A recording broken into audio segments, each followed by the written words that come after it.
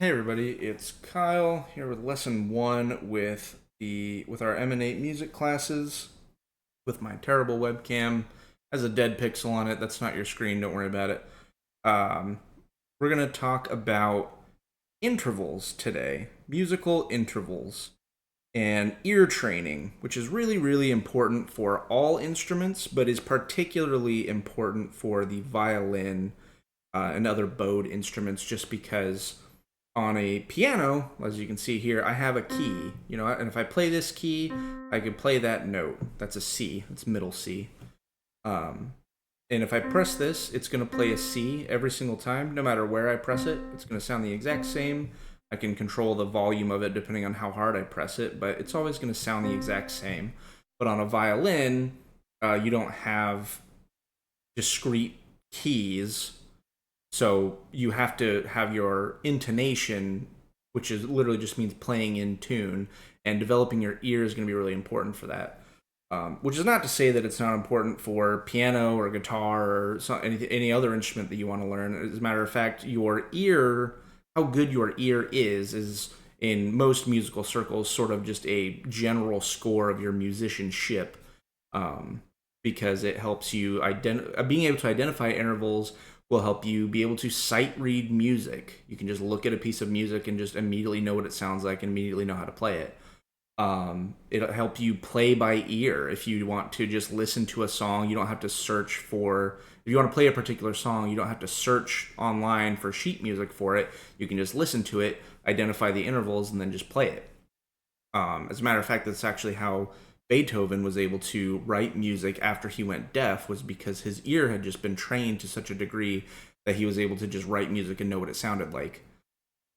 So really important, knowing if you're playing in tune, knowing if your instrument itself is out of tune. I can actually, when I'm playing my guitar, I can tell if it's out of tune just by playing any chord, really, any major chord at least, and I can just tell when something's off, just because I've developed my ear to that degree, and I'm not even really that good at this kind of thing. So it's really important. We're not talking about perfect pitch, by the way. Perfect pitch is more of an attribute rather than a skill. In order to develop perfect pitch, your parents literally have to sit you in front of a piano or some kind of instrument and say, "Hey, this is a C," and you listen to it and you can identify it. And if you don't do that with your kids by the time they're like 6, 7 years old, you just can't develop it anymore. So if you have kids soon, give it to them, because once they have it forever. They can't, it can't be taken away from them, barring some horrible head injury or something like that. But that's neither here nor there. So as you can tell, I'm not really editing this video because I don't know how.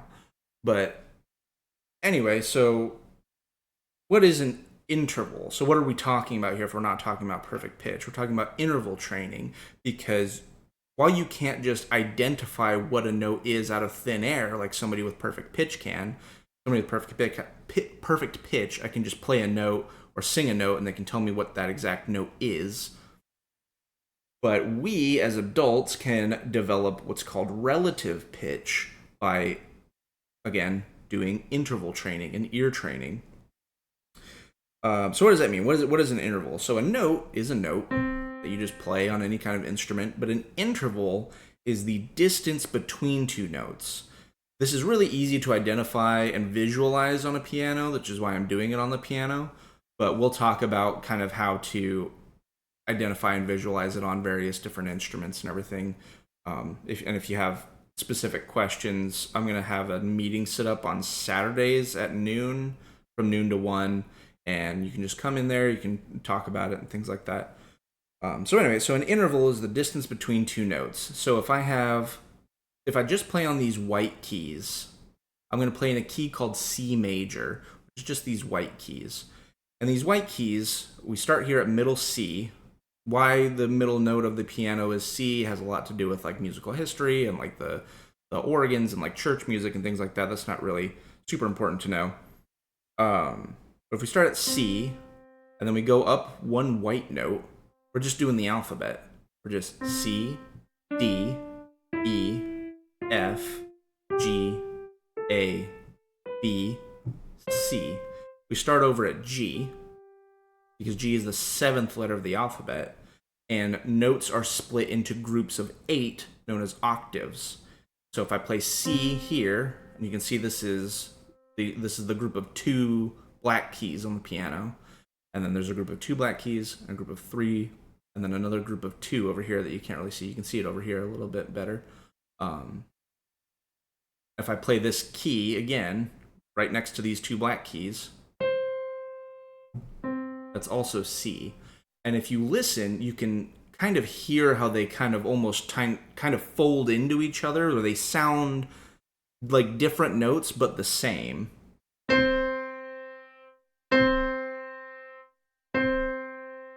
Compare that to if I play what's called a major 7th, which is C to B.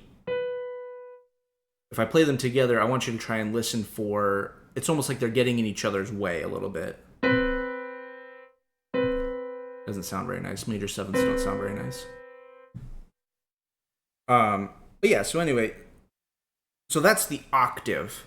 C, D, E, F, G, A, B, C. And then subdivided within the octave, we're going to talk about why aren't you playing the black keys? We're going to talk about that in a little bit. These are your sharps and your flats. So this is C sharp. We'll talk about that later, maybe in another lesson. I think this is just going to be, we're just going to be playing just regular natural notes. No sharps, no flats for now. But anyway, so if I play 2 notes within the octave, it's subdivided to the major 2nd, the major 3rd, the major 4th, 5th, 6th, 7th, and then the octave. Or, I'm sorry, I misspoke. It's the major 2nd, major 3rd, perfect 4th, perfect 5th, major 6th, 7th, and then the octave. The reason these are called the perfect 4th and the perfect 5th is because they are neither major nor minor. They appear in both scales. We'll get into that in another lesson, the major and minor scales. But anyway, so we're talking about the distance between notes. We're talking about intervals. And the really important intervals that I want to talk about are the half step, which is just 2 notes that are right next to each other. I know I said we weren't going to play on black keys, but I lied. The half step, which is just... sounds like a shark's coming after you.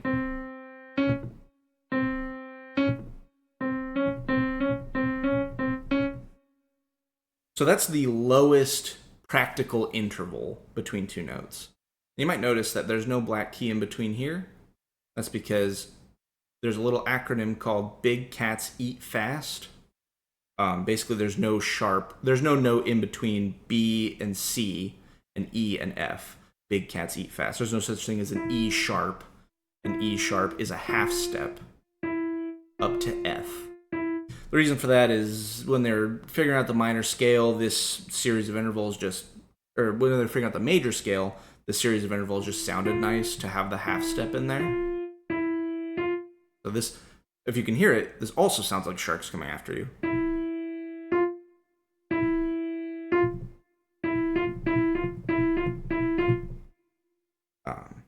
So that's a half step or a semitone. Also, it's the same thing. Semitone sounds a little fancier. The second interval we're going to talk about is the whole step, which is sort of, or a tone, which is exactly what I was doing earlier, where it's just C to D. A whole step or a tone is 2 half steps or 2 semitones. So C to D, D to E, E to F sharp is a half step, is a whole step. Going, and that pattern continues down along. The reason half steps and whole steps are really important is just because they're kind of like the fundamental blocks that other intervals are based on. But yeah, so we're going to now move on to the 3 intervals that I think you should practice, which are the major 3rd. So if I go C, D, E, 1, 2, 3, it's a major 3rd. the perfect fifth, and the perfect fourth. The reason these three intervals are really important is because the major third is just a really common interval that you'll hear a lot. It just sounds really nice. It's also what the major chords are built out of. So if I'm playing a C major chord, I would play a major third, and then I would play another major third on top of that.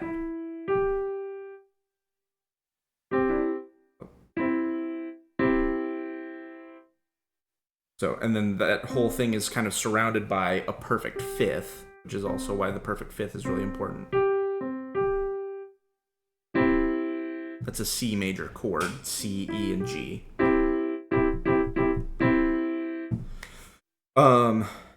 The other reason the perfect fifth and perfect fourth are really important is because your instruments are tuned, the strings are tuned to perfect fourths, ascending perfect fourths, descending perfect fourths, ascending perfect fifths. It doesn't matter; they're the same thing. So on a violin, you're gonna have the lowest note open string that you can play is G. This is G, sorry. G, and then the next string up is D, and then the next string up is A, and then the next string up is E. You can see that I'm still trying to learn piano a little bit. And then on guitar, it's the same thing, where your lowest note is E, and then A, and then D, and then G, and then G to B is actually a major third. We'll talk about that a little bit later. And then B to E again is another ascending perfect fourth. So anyway, all that to say is that I really want you to be able to identify the major third, the perfect fourth, and the perfect fifth. And you know what? Let's throw in the octave in there too, just for the culture. And so you might be thinking, Kyle, this is really interesting and really cool, and you're super cool and handsome and awesome. But how do I actually practice this? Do I have to sit in front of a piano and just like do this over and over again? And you can do that if you like hate yourself. But the real way and the kind of secret sauce to being able to identify these intervals is just by finding songs that have these intervals in them, and then just comparing it in your mind whenever you hear an interval and that you can identify. And if you can do that for all 12 intervals, there's 12, half steps here from one octave to another. It's in a group of 8 when it's the major scale is a group of 8, but there's actually 12 intervals within there. That's not super. We'll talk about that another time. What was I saying? Yeah, so if you just find songs that have those intervals in them, you can start to identify them really easily. So for me, and this is going to be very American, so if you're from Spain and you're watching this, or you're from another country and you're watching this, we can talk about in that like office hour maybe some songs that you can use to identify, or I can show you some songs. But for me, I always use, for a major third, it's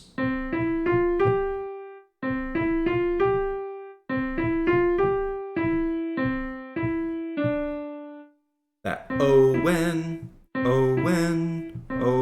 the saints, oh when the saints, oh when the saints come marching in. That first 2 notes of that song is a major third interval. So if I'm listening to an interval and I think, hey, this sounds like oh when the saints come marching in, that's how I identify that. For the perfect fourth, it just sounds like you're getting married. So that.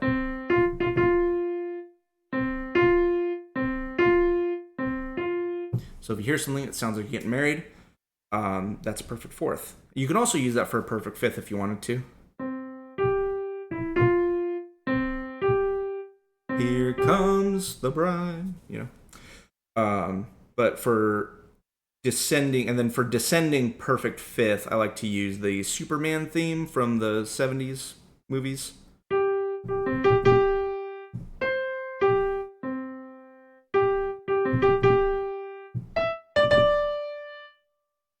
So that initial, oh, whoops.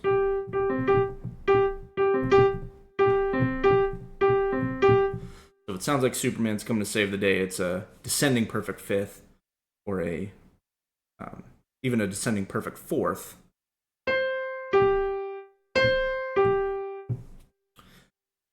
And then the octave, I like to use. I'm from Kansas, so I like to use. And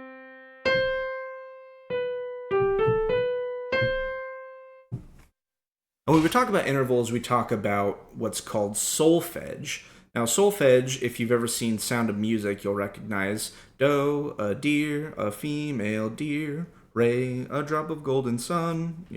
That's solfege, and it's just a way of talking about intervals without having to say major third, major fourth. If I'm listening to a song if I'm looking at a piece of music and I see that I'm in C major, I'll have C be my do, and it goes do, re, mi, fa, sol, la, ti, do, ti, la, so, fa, mi, re, do, re, mi, fa, sol, la, ti, do. And so if I'm saying, a perfect fifth is do to so. So, do, so, do, so, do. So, do, so, mi, re. My singing's terrible. Yeah, so those are the intervals that I want you to practice. And it's really, and I'll show you this website right now that you can go on to and actually practice this stuff. So if you go on this website, and I'll have this website linked in the description of this video, it's really, really cool. I like it a lot. You just go, it'll start you off with major third, perfect fifth, and the octave, and then you can customize the intervals after you start. Leave it as 0 for a never-ending quiz. You go show advanced options. You can do interval type. Probably just do ascending for now. Descending intervals are kind of confusing, honestly. So just keep it on ascending for now. Speed, whatever, medium. And then if you hit the fixed root for starting out, I like to do fixed root just because, so it's always going to start on like a C. So it'll do for the third, the fifth, and the octave. If you don't have this checked, if you feel comfortable with this and you feel like you're doing a good job, then yeah, go ahead and uncheck that. That'd be, that's awesome.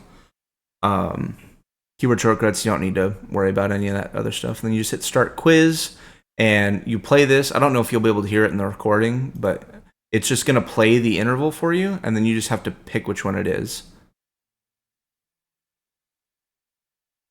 So this is do. So I would think to myself, okay, does this sound like Oh When the Saints? Oh when the... No, that's not right? Does this sound like Superman? Do. That does sound right. Yeah, so this is probably a perfect fifth. Right, okay. And then you go here next. Do, mi, oh when the saints. This is a major third. And you can just keep doing this, do this for, 10, 20 minutes. You can add the perfect fourth in here. That's another major third. You can add the perfect fourth in there. You can start adding more of these in here. I'll go over the major and minor scales later in another lesson, so you can start adding those other intervals in there and whatnot. So yeah, it's just, there's probably 10 minutes, 20 minutes a day that you spend on your phone or scrolling through social media or something like that. Just take that time, take a little bit of time out in your day and just, listen to, do this little exercise.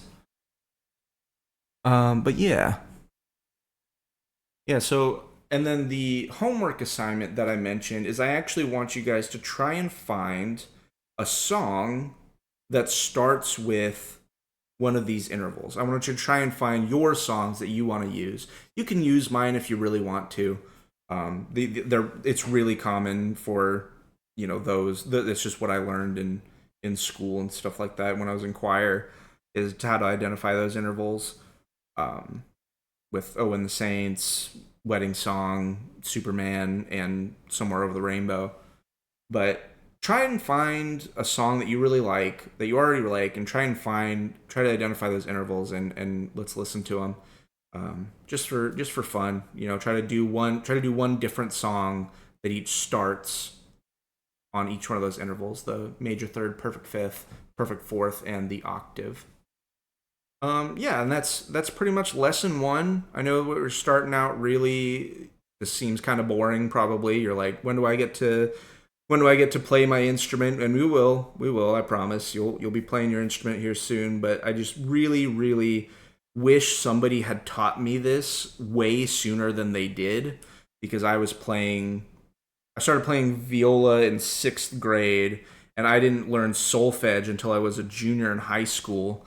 And then I didn't really learn what solfege actually meant and what I was actually doing and like interval stuff until probably college.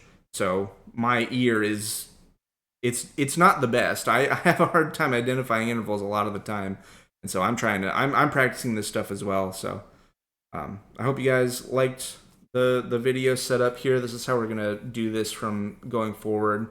I'm gonna invite everybody to a meeting on Saturdays where if you don't want to show up, you don't have to show up. We're just gonna hang out in there, and if you have specific questions about going forward about the technique, but if you can join this one, you should join, and we'll all listen to the different songs that we picked out. So it'll be fun. Yeah, thanks